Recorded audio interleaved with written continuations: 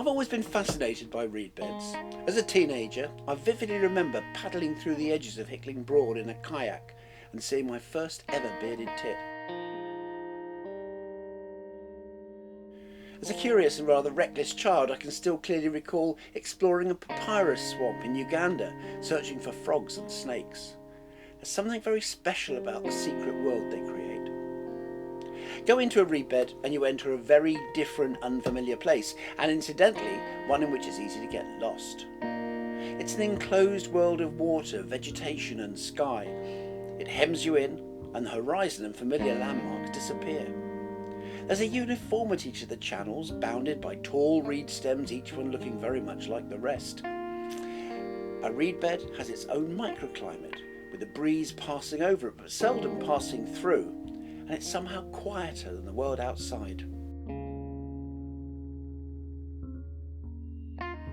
Quieter, but never silent. If there's a breeze, it creates a soft susurration and whisper as it strokes the top of the reeds. Because the birds and animals that live here are so hidden from each other, they have a range of calls and sounds that allow them to find each other, or sometimes avoid each other, amid the dense forest of reeds. Rails squeak and squeal as they slide their narrow, laterally compressed bodies between the close-growing stems. Bitterns boom out their deep-carrying love songs. I have two favourite reed beds, and despite being on different continents, they have much in common. The most distant, like the one I grew up with in Uganda, namely the Okavango Delta in Botswana, a vast papyrus swamp.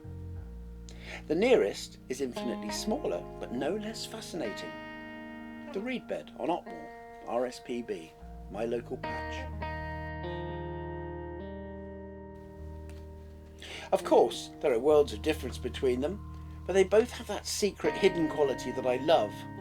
There's no big game or crocodiles on Otmore, and the papyrus and elephant grass of Okavango is replaced by phragmites and reed mace on the moor. Notwithstanding, seeing a family of otters or a weasel in your familiar patch can be a real treat, and all the more so because it doesn't happen every day. On the other hand, in Okavango it would be extraordinary if you didn't bump into a large herbivore or predator. Reed beds offer security to wildlife.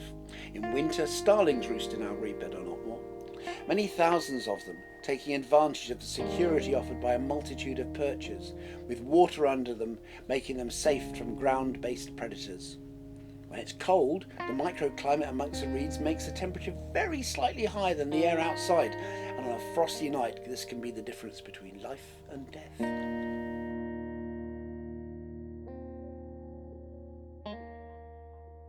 Other birds take advantage of the cover of the reed bed in which to nest. Marsh harriers build a pile of reeds and vegetation upon which to lay their eggs and raise their chicks, relatively safe from foxes or badgers and screened from open view. Common cranes clear a circular area, snipping the reed stems low down and creating a large heap in the middle on which to lay their eggs. Reed warblers create their cup-like nests supported by 3 or 4 stout stems. Then, gradually, they become more concealed as the new growth comes up around them. Fish spawn among the underwater stems, and the fry find a safe haven there in which to grow, away from the deeper water hunted by larger, more voracious predatory species, such as pike or perch. However, here they can fall prey to herons, egrets and bitterns that wait silent and motionless, suddenly stabbing downwards and snapping them up with a rapier-like strike. It's very beautiful watching a reed bed change through the year. Sere, dry and ochre in the winter, sometimes rimed with frost or bed with snow. In the early spring they appear most lifeless and desiccated. But as the spring draws on, so the green shoots begin to weave their way up through the old growth. As we get to summer, a green tide line steadily makes its way upwards, until by midsummer it's overtopped last year's growth. In late summer and into autumn, the silky tassels at the top of each stem open. At first they're a dark purplish colour, but over the next few weeks they change through a range of soft bronzes and coppers, until finally, when a soft blonde colour, they set seed. Then the whole seasonal cycle starts round again. I can't believe I'm ever going to lose my fascination for these places, or for the specialised creatures that live in them. The synthesis of water, the structural patterns and the shifting reflections, coupled with a fascinating fauna, mean I could never get tired of the look of them or their wildlife. Come to think of it, who needs Okavango?